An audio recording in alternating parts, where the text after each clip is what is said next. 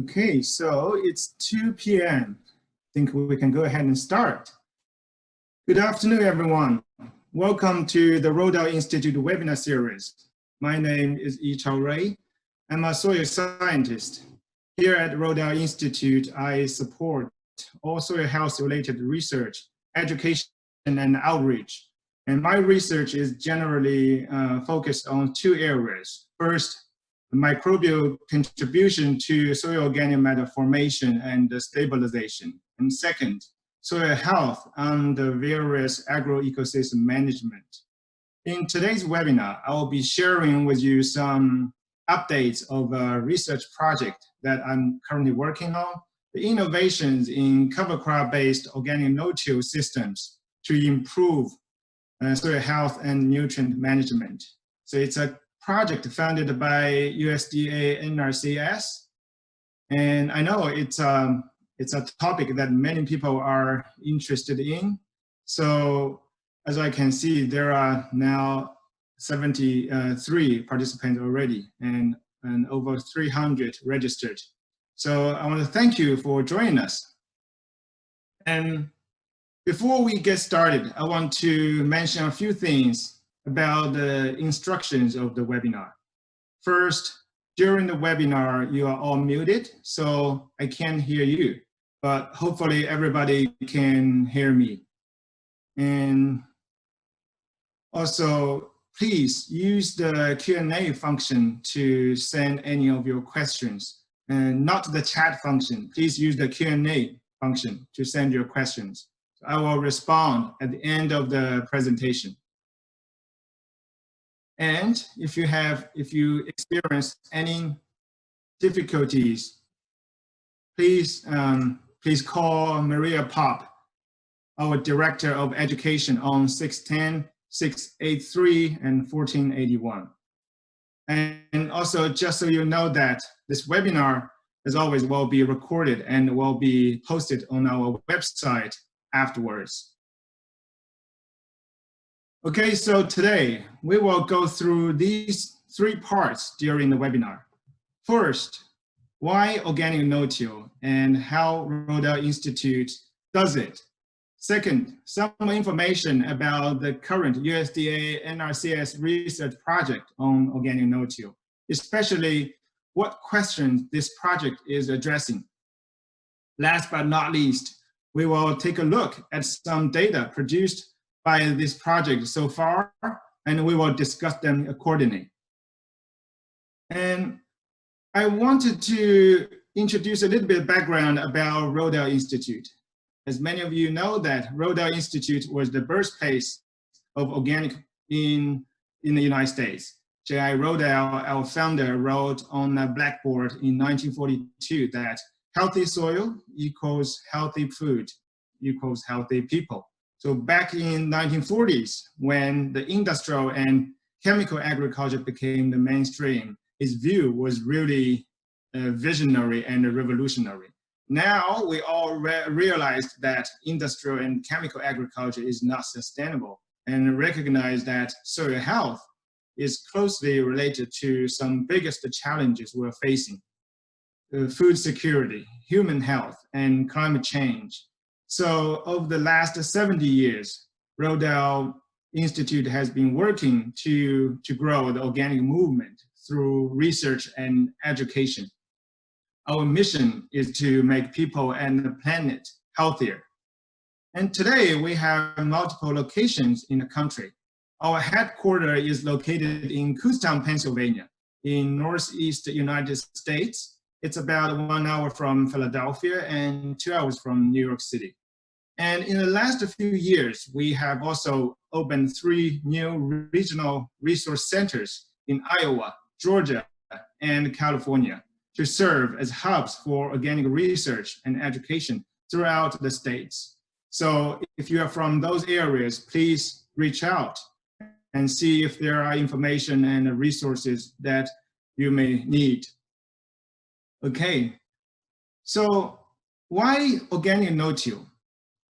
We all know that organic agriculture provides us with healthy food and clean water, but there are some challenges. For example, organic agricultural systems usually use frequent tillage, either to prepare a seed bed before the season or to cultivate during the season to control the weeds, because organic farmers don't use herbicides. We simply cannot spray, right? So, however, as we know that frequent tillage has detrimental effects on soil quality or soil health. In particular, it increases the risk of erosion. As a result, how to reduce tillage, it's a big challenge for organic farmers.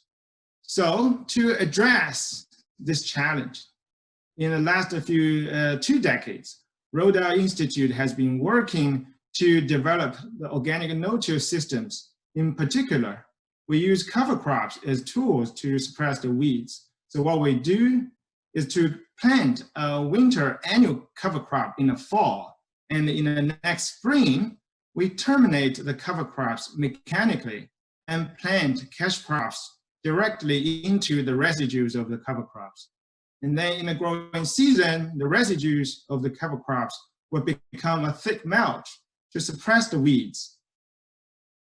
Here in the picture in the middle, you can see a tool called the roller crimper, designed by Jeff Moyer, our CEO, in the early 2000s. So it has proven an effective tool to terminate the cover crops. And here I want to show you a video how it works. So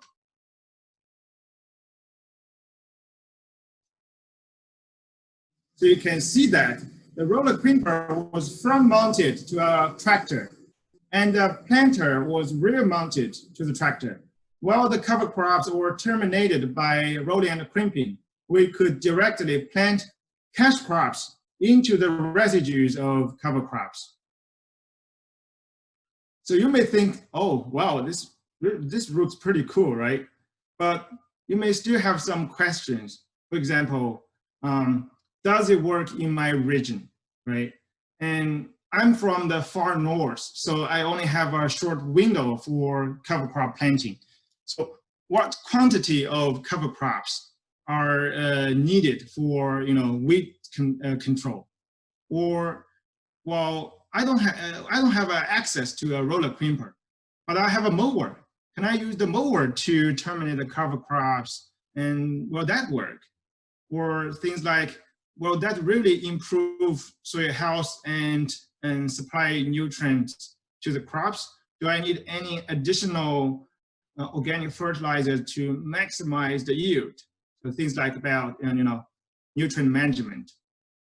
So to answer all these questions, and also to promote the broader adoption of the organic no-till systems, we initiated the project Innovations in Innovations in Cover Crop-Based Organic No-Till Systems to improve soil health and nutrient management. We work with university collaborators across the country and also industry partners to conduct research at 9 locations, including both farms and research stations in 3 states, Pennsylvania, Wisconsin, and Iowa. Field experiments are conducted in 3 growing seasons from 2019 to 2021. And we mainly focus on corn and soybean, the 2 largest grain crops in this project. So the objectives of the project were to test the effectiveness of cover crop-based organic no-till systems in controlling weeds, supplying nutrients, and maintaining the yield of cash crops.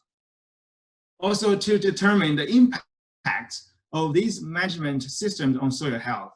And because in each of these states, there will be farmers' field used as experimental field. So we also want to determine the farmers' perceptions, attitudes, and barriers to adoption of organic no-till systems.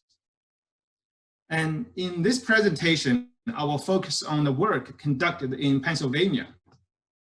And 2019 was the first year of the project. In Pennsylvania last year, there are in total 3 field experiments conducted. In field 1, hairy vetch was the cover crop, followed by the cash crop corn. Field 2 was a partner farmer's field, and the cover crop was also hairy vetch, followed by corn silage. And field 3 was the cover crop cereal rye, followed by soybean. And we compared tillage versus different no-till treatments.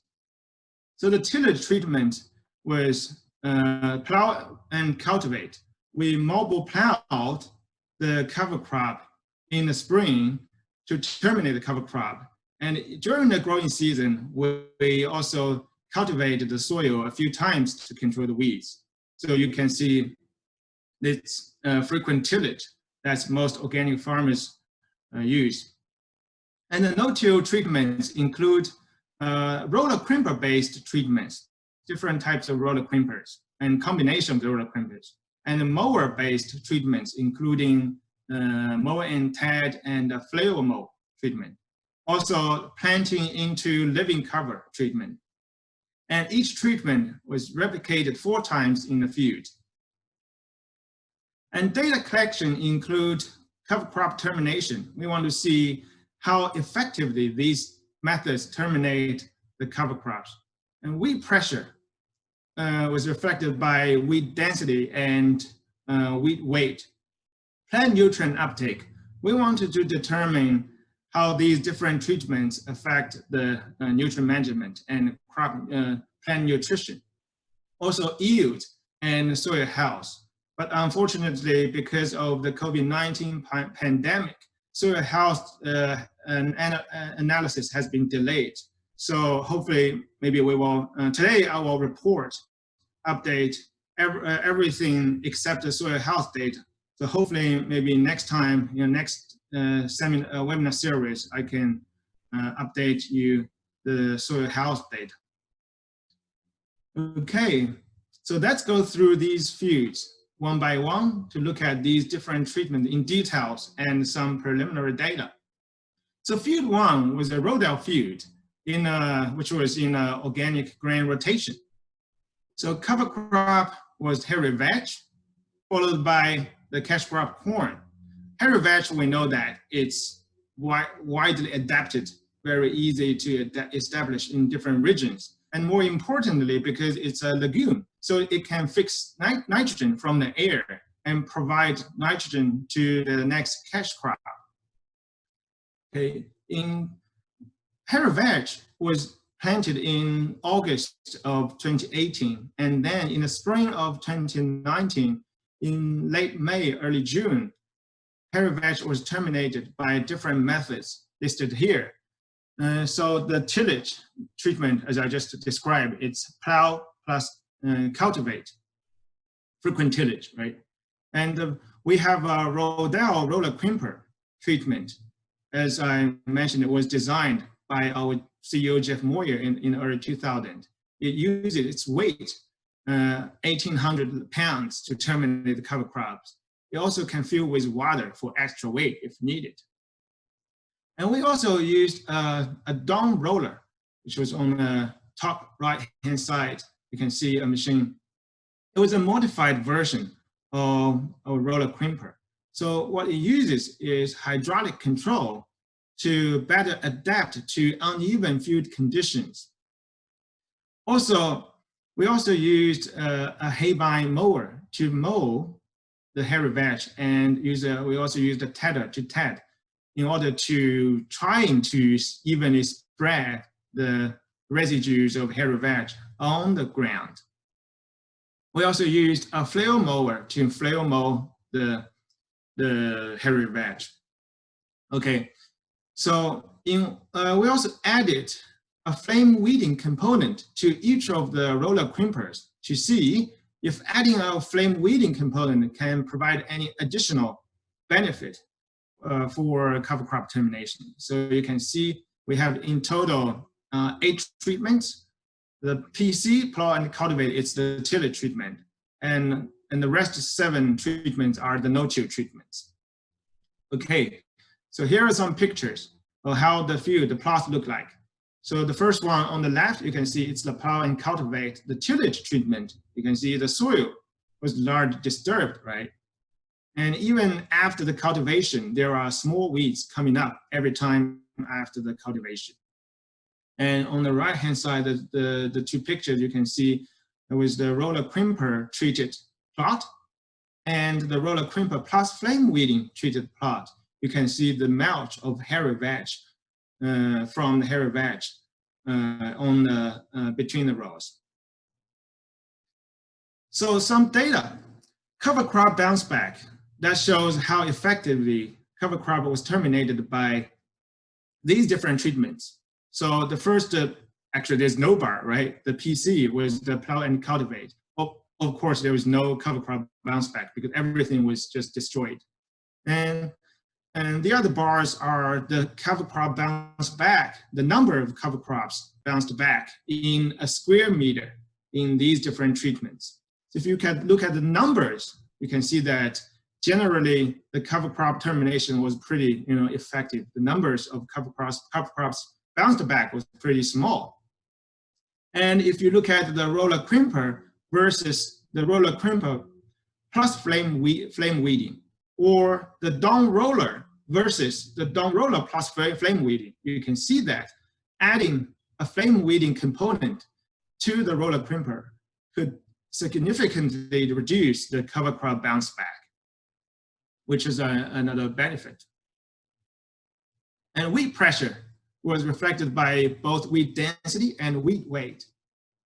So the plow and cultivate, the tillage treatment, as we have seen in a picture, after each of the cultivation, there are many small weeds coming up. So the weed density, the number of weeds in a square meter is very large.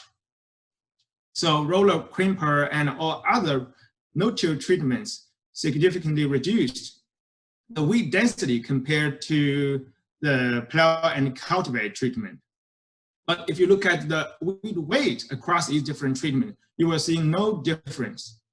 So that means the no-till treatments, including both roller crimper based and mower based, they all could effectively control the weed pressure compared to the traditional plow and cultivate tillage treatment, which is a good news for no-till farmers, no-till organic farmers.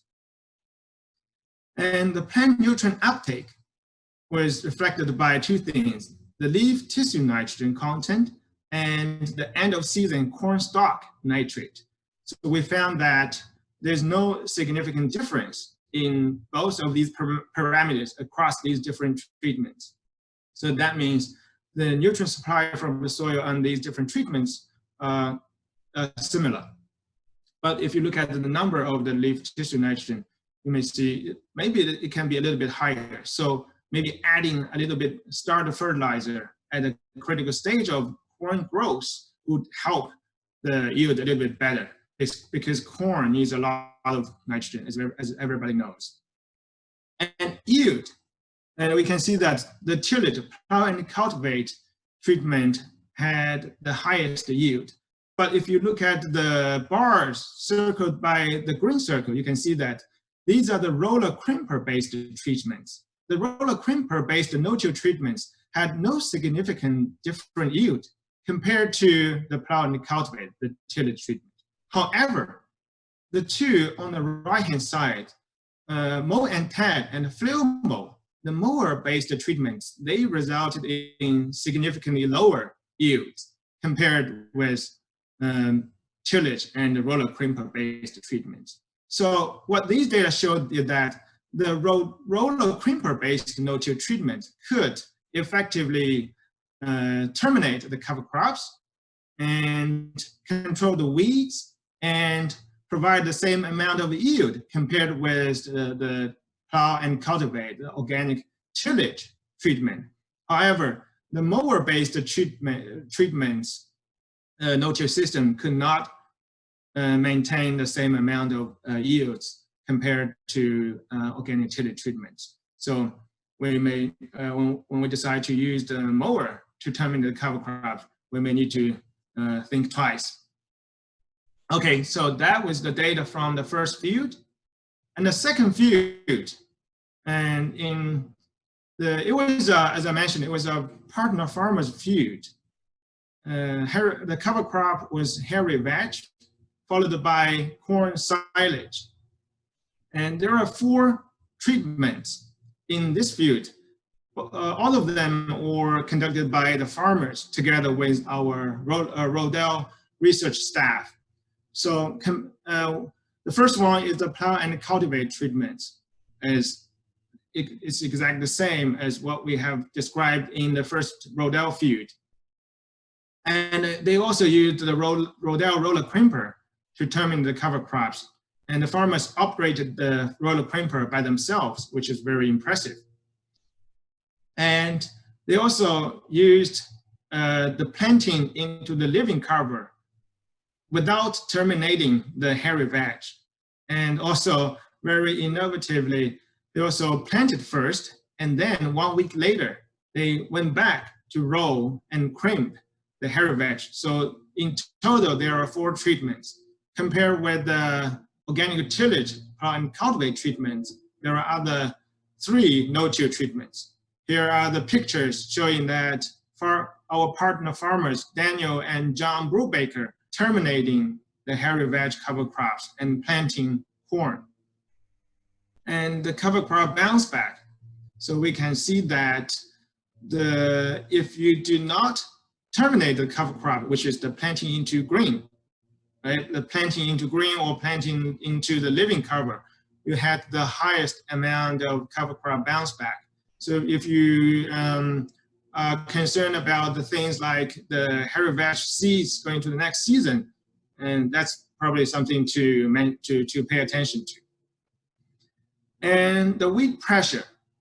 So we can see that although the no-till treatment had a little bit higher weed density compared to the plow and cultivate, the tillage treatment, but the roller crimper treatment and the planting into living cover treatment, they both reduce the weed weight compared to the tillage, plow and cultivate treatment. And the plant nutrient uptake. So there's no difference in leaf nitrogen concentration between the tillage and no-till treatment. However, very interestingly, we see a huge difference in the late season, end of season corn stalk nitrate nitrogen. We can see that the plow and cultivate treatment had resulted in an excessive level of corn stalk nitrate, much higher than the no-till treatments. We know that the corn stalk nitrogen test shows the amount of nitrogen accumulated in the corn stalk in a late season, right? And because corn, we know it's a luxury nitrogen consumer. So that means it keeps absorbing, taking up nitrogen from its environment in the soil when the nitrogen is available. Even the corn does not need that. So when the level is in an excessive range, which was shown under the plow and cultivate treatment, that means the corn actually did not need that amount of nitrogen, but because the nitrogen was there in the soil, so it just kept taking up nitrogen and accumulating that into the corn stalk. That means what that has told us is that, you know, the nitrogen is available in the soil, even if the corn did not need that. That might be because of the continuous, you know, tillage, frequent tillage, which could have stimulated the organic matter mineralization and release the nutrient into the soil.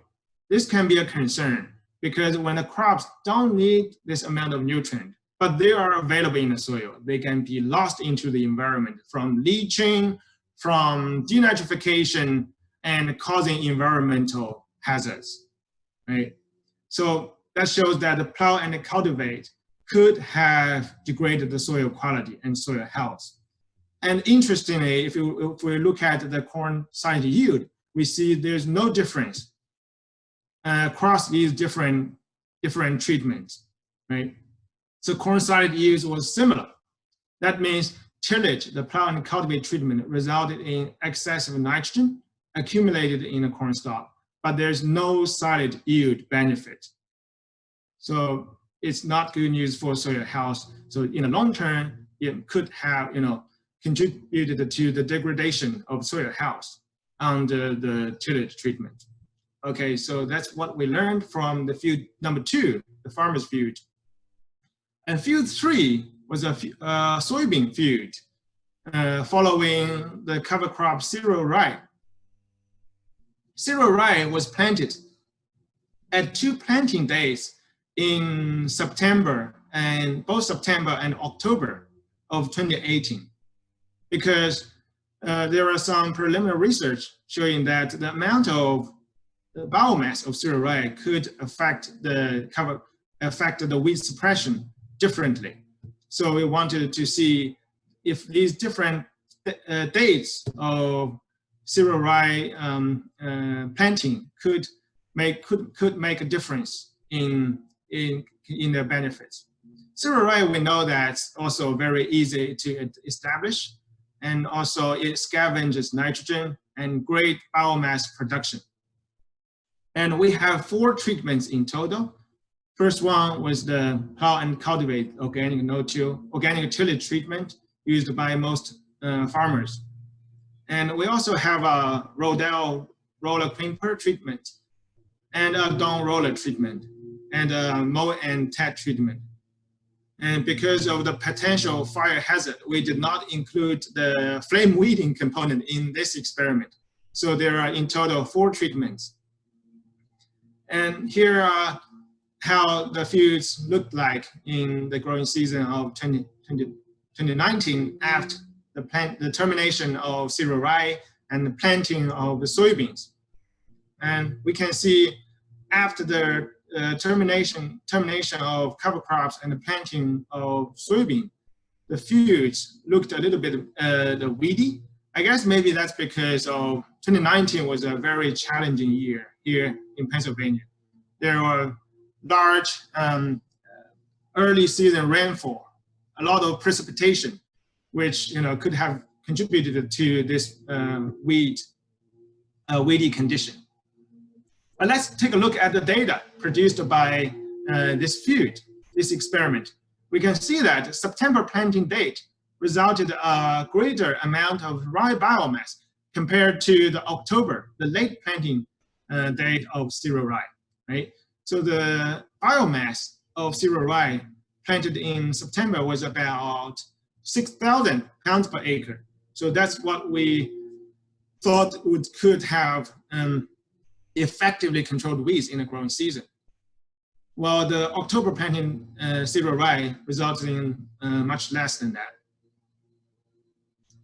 And also, we can see that the greater biomass of early planted cereal rye was harder to terminate, because from the planting date, the September planting date, there are more cereal rye bounced back after termination than the October planted cereal rye. And we can see that the down roller might be more effective in terminating the cereal rye, because there was less rye bounced back under the down roller treated field than the Rodale roller treated field. Maybe because the down roller, using its hydraulic control, could adapt it to the field condition better. And weed pressure. So we can see that different from the corn fields and the soybean fields, well, no-till treatments had much greater weed pressure compared to the plow and cultivate, the tillage treatments. As I said, perhaps this is perhaps due to the challenging weather conditions of the year. There were excessive amount of early season rainfall, which could have stimulated the emergence of the weeds when the soybean are not so tall. And actually, we could have used a high residue cultivator in the growing season as a rescue to control the weed. But because of the nature of the research, we want to see how this is going to affect yield and other parameters. So we decided not to use a high residue cultivator. And plant nutrient uptake. We also see that the tillage or plow and cultivate treatment had greater leaf tissue nitrogen compared with the no-till treatments. And the corn yield, we found that the no-till treatments, including the roller crimpers and the mow and tap, they all had lower soybean yield compared with the plow and cultivate treatments. So it's a little bit different from what we've seen from the corn fields, right? So we want to determine, are the corn and soybean yield responses, why are they different, right, on the different treatments between organic no-till and organic tillage? Are they because of the different weed pressure? So we see that in the soybean field, there's a negative correlation between the soybean yield and the weed pressure. So with the increasing weed pressure, there's a decline in soybean yield, and the relationship is very, very strong. And that means the declined soybean yield in the no-till treatment the lower yield in no-till treatment could be due to the large weed pressure. As I said, we could rescue those fields using the high residue cultivator, but we decided to keep that to find the relationship. And in comparison, in these both corn fields, we see very little or no clear relationship between the weed pressure and the yield. So to answer the question, is yield sensitivity to weed pressure the same for corn and soybean? No. That might be because corn, as we know that, it could grow very tall, so it could yield the shade, the weed very easily or very early. But soybean, because it's not as tall, so it could be affected by large yields, large weeds, which could have shaded the soybean crops. And we want to determine where and what the weeds are. So we look at these different fields separately. First, and for the plow and cultivate, the tillage treatment in these three fields, we can see that under the plow and cultivate treatment, the weeds are mostly in the rows. That makes sense because between the rows, everything was just destroyed by the cultivation, right? There's no or little weeds between the rows. So weeds are in the rows, right? And for soybeans, the majority of the weeds are, you can see that are in the yellow section, are the between the rows, not in the rows. And for the corn silage, there's low weed pressure in the row. And for the corn grain, we found both in the row and between the rows. And also, what weeds are they in these different fields for corn and soybean?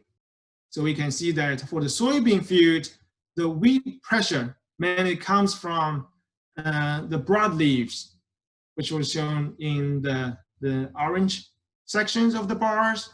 And they are, as I just mentioned, they are between the rows. So for soybean, most weeds come from the broadleaves between the rows, which could have shaded the soybean plants and affected their yields. And for the corn grain, the most of the weed pressure comes from not the broadleaves, but the grasses. Maybe because the grasses could have grown taller than the broadleaves, right? In order to get sunshine and the resources. So these things are favored. So the summary for this analysis is that generally we see lower soybean yield under the no-till treatments, possibly because of the weed pressure from the broadleaves between the rows. Right? And the corn yields seem to be less affected by the weed pressure, because corn could, grow much taller than most of the weeds, right? So also, as we just see in the field, there are some questions we can discuss. For example, the corn yield might be not optimum, right? So maybe some additional fertilizer like soil fertility could have soil fertility or starter fertilizer could have helped the corn yield a little bit. So these are the majority of the of my seminar, of my webinar. I guess the take-home messages are, for the roller crimper-based organic no-till practices, effectively control the weeds and maintain yields in corn, not soybean production system compared to the tillage treatment. But to optimize corn yield, so some starter fertilizer might be necessary or could be helpful, depending on different field conditions. And soybean yield is largely affected by weed pressure from broadleaves between the rows. And weather conditions can be a big challenge for managing weeds for soybean. So if you experience, unexpected field weather condition in the growing season, so something you can do is that use a high residue cultivator in the no-till plots to control the weeds, to rescue the soybean field. And although we haven't looked at the soil health data, but from what we've seen under the plow and cultivate and no-till treatments, the excessive accumulation of nitrogen in the corn stalk not contributing to the yield, we can determine that frequent tillage could have potentially, lead to nutrient losses and degradation of soil health. So when we get the soil health data, hopefully next time I can update you more on soil health in the next webinar. And here I want to acknowledge our founders, USDA and NRCS, for the grant to conduct this important work. I also want to thank our UW-Madison and Iowa State collaborators, and I want to thank Rodale Research and the farm operation teams. Thank you for your hard work to get these things done. And of course, our partners, John and Daniel Brubaker, you participated in our project and produced great data, and we will keep working on this. Also, I would like to thank Joe Bassett and Lauren Steinlage from Dawn Equipment and also Charles House and I&J Manufacturing for donating or letting us to use your equipment in this project. And last but not least, I want to thank you for your attention, and please leave your questions in Q&A. I will respond after that. And this recorded webinar will be posted on our website. But if you have any questions, please send an email to info@rodaleinstitute.org with the title Cover Crop Webinar. So I will reply to your email individually. And also, just so you know that this year, our field day will be moved to virtual. We will have a virtual field day. So you will be able to see many videos and introduction of our different trials virtually. So please go to our website for our field day information. And also we have lots of resources on our website. Please go and check to see if there are any resources can be helped. And thank you for all your attention. And now let's take a look. Let's take a look at your Q&As.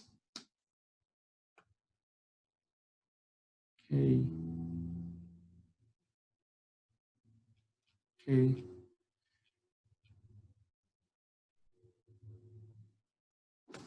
So the first question was from Julia. Julia asked, when you plant cash crop directly into cover crops, is there a problem with cover crop coming back as weeds? Okay, so that's a good question. So that's why we determine the cover crop bounce back. Okay? So as we have discussed in the presentation, that in generally there are the determination of cover crops was pretty effective in both corn and soybean fields, but also in our partner farmers field, in our field 2, there's a planting into living cover, so planting into grain treatment. So he did not terminate the hairy veg at all. So we could see that treatment resulted in largest amount of cover crop bounce back. And the purpose of doing that was John, the partner farmer, he wanted to use some of the seeds, right, for the next season. So the seeds left in the soil could, maybe germinate next season. So that could probably save some weeds, some seeds, the cost. But generally, we did not see big problem with the cover crop bounce back as weeds. And I would say our no-till practices all effectively controlled terminated the cover crops. Thank you, Julia.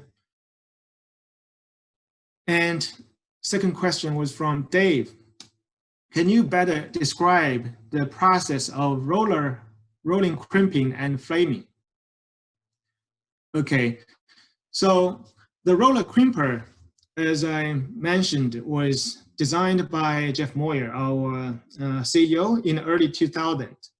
So if you check our YouTube channel, you can find many videos of more detailed description of the roller crimper, how it works. So it has a chevron shape, which means every few inches it can cut, it can crimp, roll and crimp.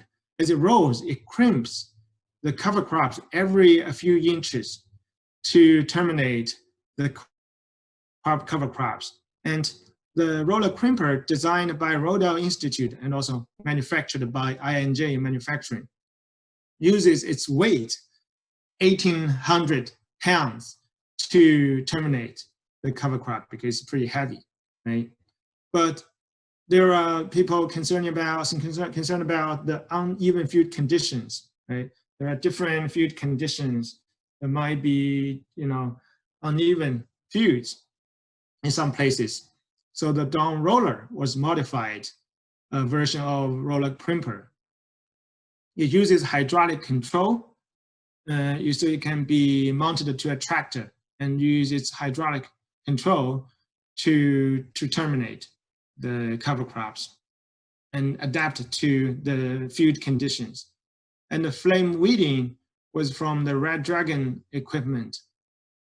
And in this experiment, we mounted the flame weeder on the back of a tractor. So when the tractor was driving through the plot, we used the flame weeder. And 1 week later, after the rolling crimping, and to terminate the cover crops again. And as I've shown you that in our field 1, adding a flame weeding component and significantly reduced cover crop bounce back. But I'm also thinking that adding flame weeding could have helped the organic matter or cover the hairy veg residue decompose. So it maybe provide more, nitrogen or organic matter mineralization in the soil, but that needs to be confirmed by the soil data. And Francisco, how can we use cover crimping? How can we use cover crimping using the recommended multi-species cover crops? That's a good question, right? Okay, so in this experiment, so in Pennsylvania, we used these single species cover crops. But in our collaborator in University of Wisconsin-Madison, they used some mixed species cover crops. So hopefully we can, at the end of the project, we can provide more details, more interesting data about the multi-species cover crops. And from Tusha, I'm not sure about the corn stalk nitrogen test in field 2. If plow and cultivate had higher levels, does it mean it was more effective in nitrogen uptake from the soil? That's a good question. I think the corn stalk nitrate test is telling us information about both the nitrogen uptake, but also the physiology, the need, the actual requirement of the crops. So the level was really, really high in the plow and cultivate treatment, right? We are all seen that. And the range is actually in the excessive range. In this range means that the corn actually did not need that amount of nitrogen, right? It didn't need that to contribute to yield benefit. And also we see there's no yield benefit. There's no difference in yield between the plow and cultivate and the no-till treatments, right? So that means the corn, it's a luxury nitrogen consumer. It just, it's crazy. It was absorbing nitrogen from the soil non-stop. Even it did not need that, right? It did not need that. So in this condition, the nitrogen was absorbed by the corn. However, there might be nitrogen, that means the nitrogen was available in the soil, right? It was in the readily available ammonium and nitrate form. And we all know that nitrogen is very mobile. It can be lost easily, right? So there is some, if there's some portion not absorbed or taken up by the corn stalk, then it would be lost to the ground, which is not good for soil health, for long-term conservation of soil nitrogen in the more stable organic form. And it could also contribute to the nitrogen leaching to the groundwater. But it has to be confirmed by soil data. So in the soil health part, we will analyze the potentially mineralizable nitrogen, which is a more stable form. It's less mobile. It's a little bit more protected in organic form. It can only be mineralized first and then be available for plant uptake.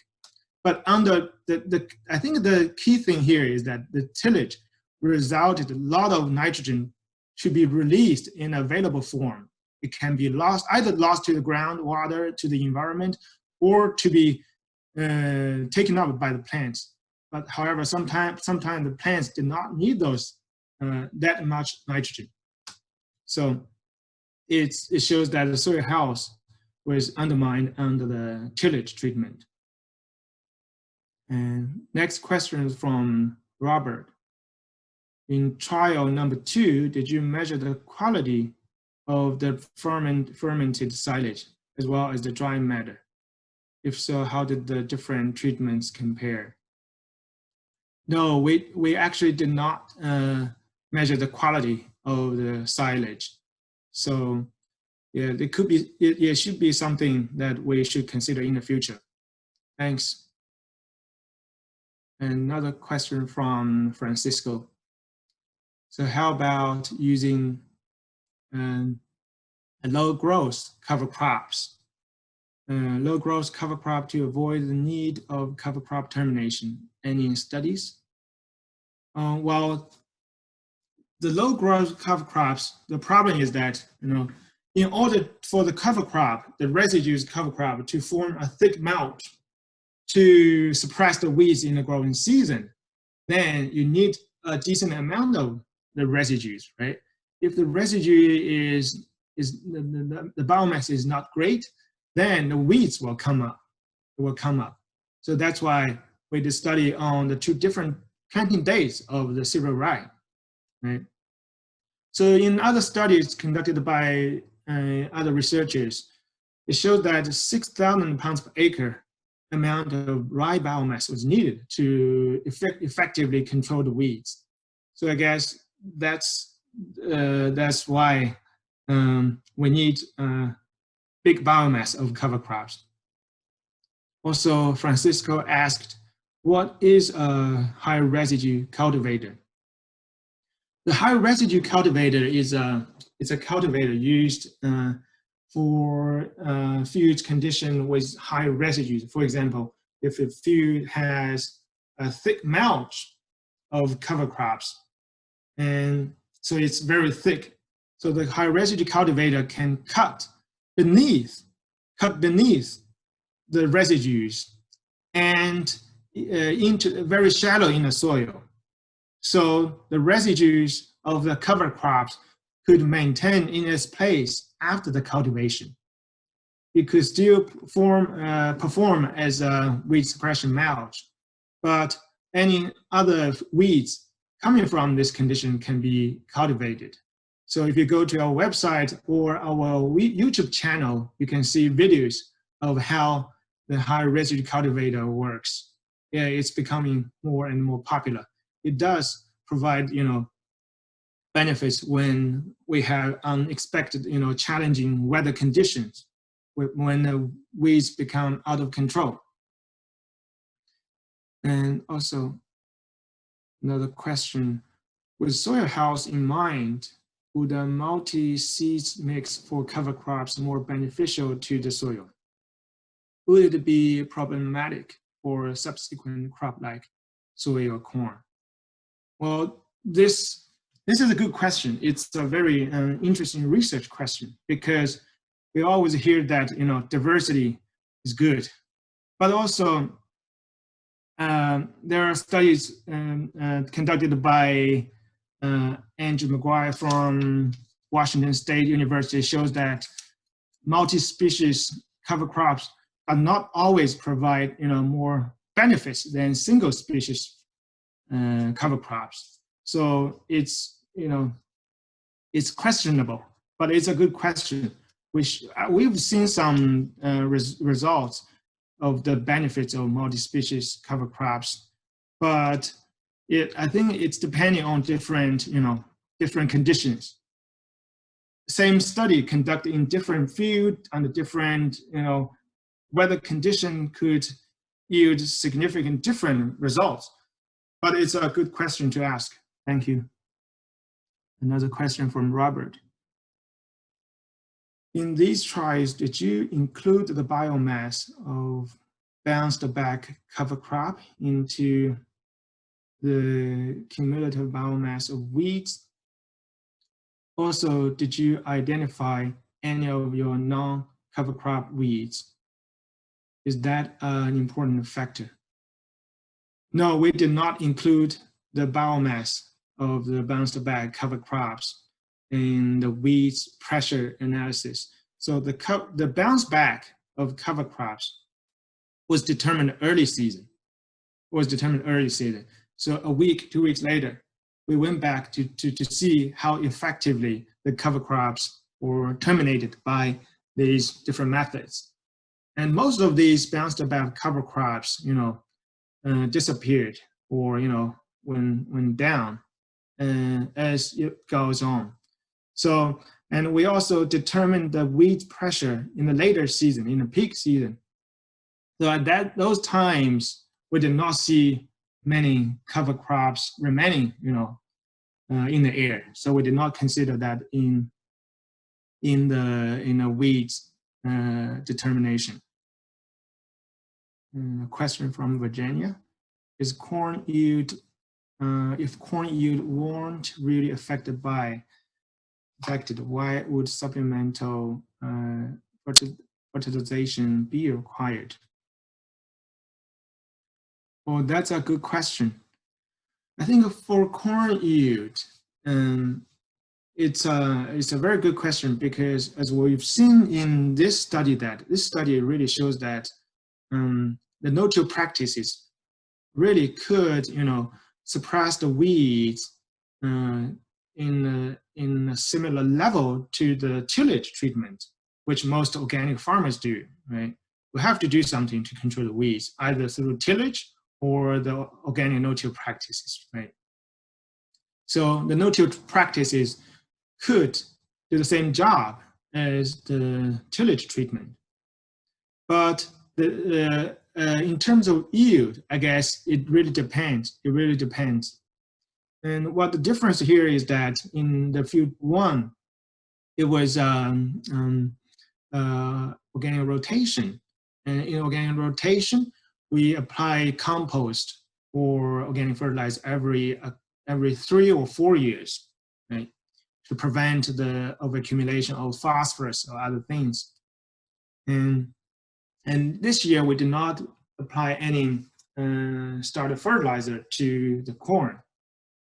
But in our other studies, we've shown that in these kind of no-till systems using roller crimpers or other things, if some starter fertilizers could be something like poultry manure, could be used in the early season, that could, improve the corn yield a little bit better.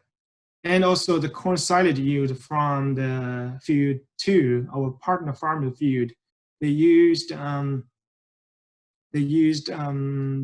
mushroom compost, and their yield was really good. So I guess maybe for soil fertility, then for corn yield, soil fertility really is the biggest issue. Weed problem is not as a big issue as for soybean, and you can see that from the result of this study. And to answer the question from Robert, was any economic data collected to compare these treatments? Not yet. And another question, how many reps and side years did you have for the rye and veg study? So as I said, this is a 3-year project. The data I introduced was the first year. So we're gonna repeat the same experiments this year and next year.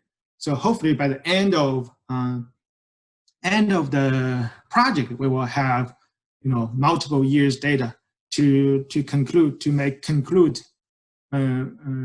make robust conclusions about these questions. And also, I'm wondering about how solid your theory based on relationship to the 2019 spring rainfall relative to wheat growth in soybean.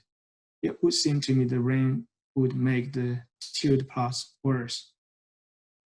Yes, I guess the weather condition, the challenge of weather condition of 2019 affected the farming in different ways. For example, for soybean, there were different weeds, especially the broadleaf, as we've seen in the results, or much greater, right, than the tillage treatments, and also if affected the timing of planting and terminating and planting of not just soybean but also corn. So, and this, as I said, these experiments will be repeated this year and next year if we can see similar responses to weeds or to weather conditions, then we'll be able to make more robust conclusions. But thank you for your question.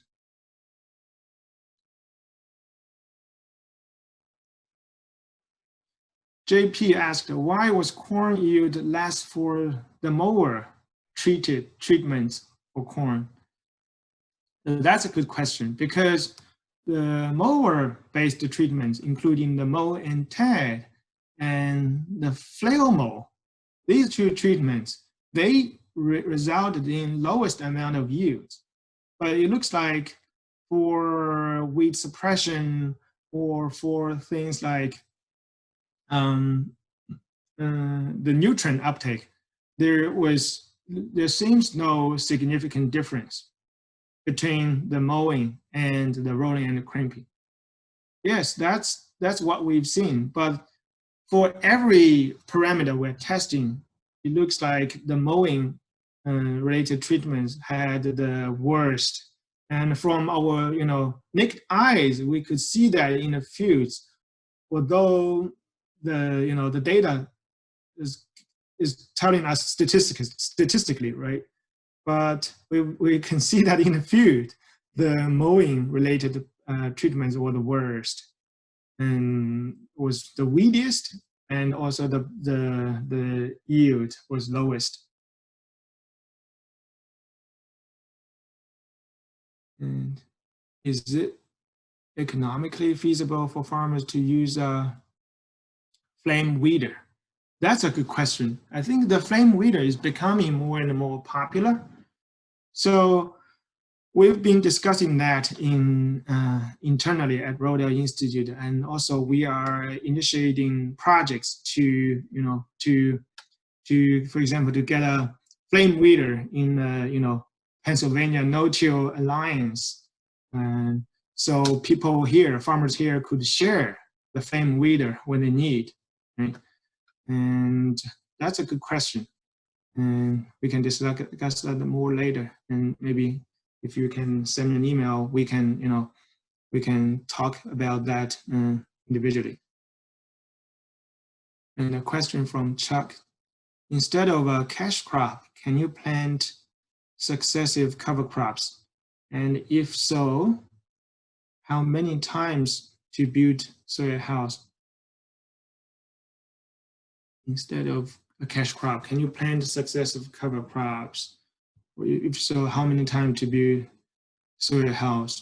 Well, that's a good question. I guess it's what we always talk about, crop rotation, right? Crop rotation it's good. Crop rotation is needed for for soil health and for management.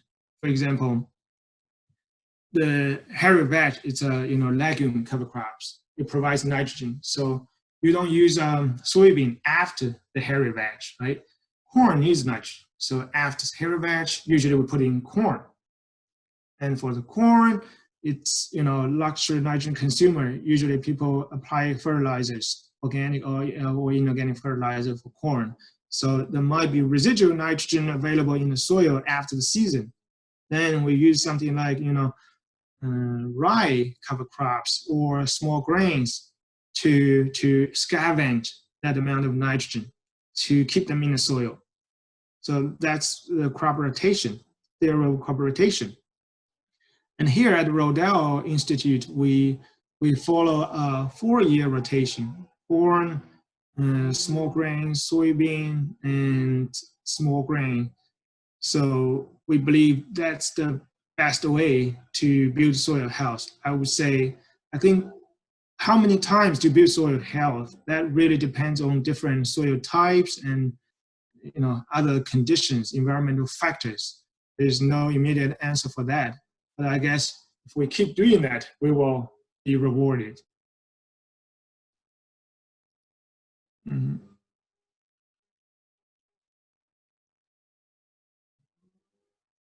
And a question from Mark: we are planting grain hemp into August seeded hairy vetch. Do you see any issue we should be concerned about? We intend to draw 7.5-inch into growing vetch and then roll a crimp and have 20 acres, so we could try different methods. Yeah, that's a good question. Right now, Rodale Institute is doing research on hemp, trying to add hemp into our crop rotation. And I don't have an answer to that question, but if you reach out, send an email, then we will be able to answer your question. And we have our expert on hemp research will be able to discuss that with you. Another question from Francisco: can you talk about the timing of terminating cover crops with roller crimper? seems a very determinate factor? Yes, that's a good question. So we were talking about timing is everything, because if you terminated the cover crop too early, then you end up with not enough amount of biomass to suppress the weeds, right? But if you terminate the cover crop too late, then all the seeds will go to the soil, will create a problem for the, as weeds in the future. So I guess the critical timing is right after it's sexually mature. Then when the amount of biomass is ideal, that's the best timing for terminating the cover crops. So if you go to our YouTube channel, Jeff Moyer, our CEO, has many videos talking about that in details.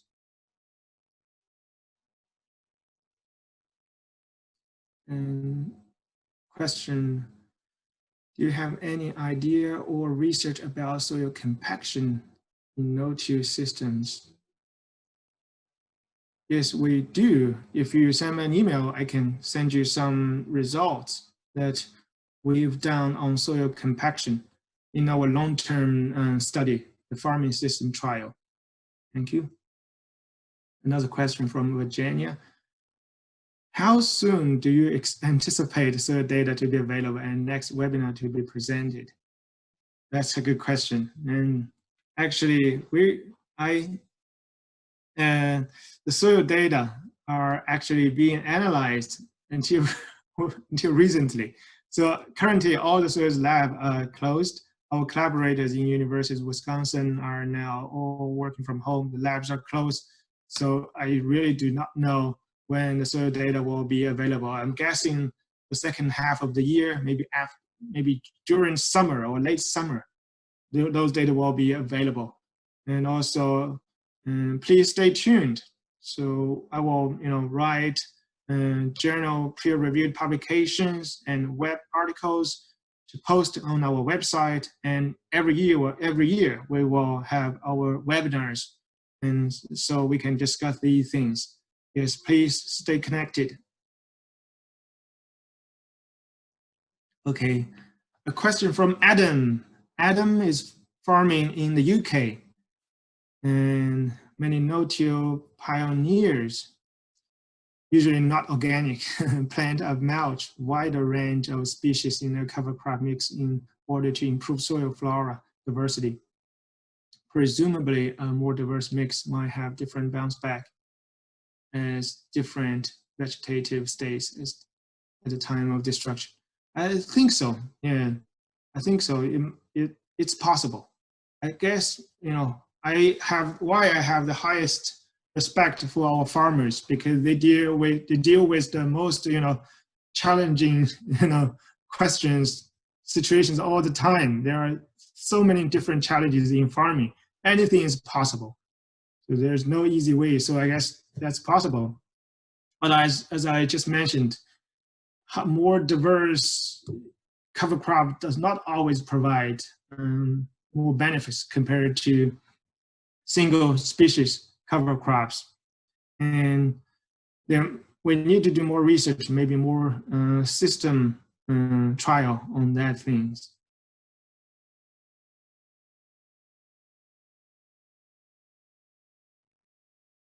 And question from Vase, would faba beans be alternative in grain, corn, and easier to control?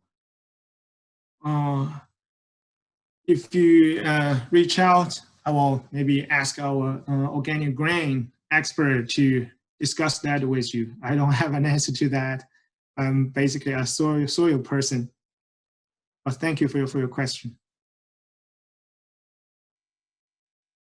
Janet asked whether there was any analysis of nutritional value of crops with different techniques, plow and cultivate and roller crimper. That's a very good question. That's a very important question. That's something Rodale wants to tell the world. So the long-term study here at Rodale shows that, you know, the food quality or the nutritional value of crops, both vegetables and grains, are continuously declining in the last few decades. And there's important amino acid called ergothioneine, or ergo, the important amino acid that human beings cannot synthesize in our body, and this amino acid is very important in, you know, dealing with free radicals and cell repair and antioxidant functions. And this amino acid, it's an important amino acid, and is produced by soil fungi, mostly soil fungi and some, you know, actinomycetes. We found that, you know, long-term study, that under tillage, the level of ergothioneine, this important amino acid, declined, or was much lower under tillage than the no-till. That makes sense, because, you know, with tillage or, you know, soil disturbance, you are disturbing the soil fungal community, and then you are, you know, then you are undermining the crops taking up the amino acid from the soil. And we've seen that while working with Pennsylvania State University, Professor Bob Billman, working on that, but we've already found many important and interesting results based on our long-term study. And very soon, we're going to publish that study. So no-till, especially organic no-till crops, they do have more nutritional value than the conventional and tilled crops. That's a good question. Thank you, Janet. And from Virginia, do winter kill cover crops like oats or peas contribute to soil stability over winter? I think so. It depends on the time scale,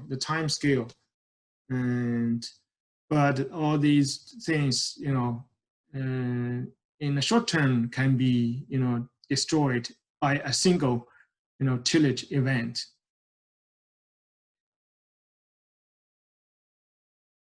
So Vas was asking the seeding rate of the cereal rye. So for the cereal rye, we are seeding rate with, you know, 2 or 3 bushels per acre. 3 bushels per acre is about 168 pounds per acre. So that's what we usually use here.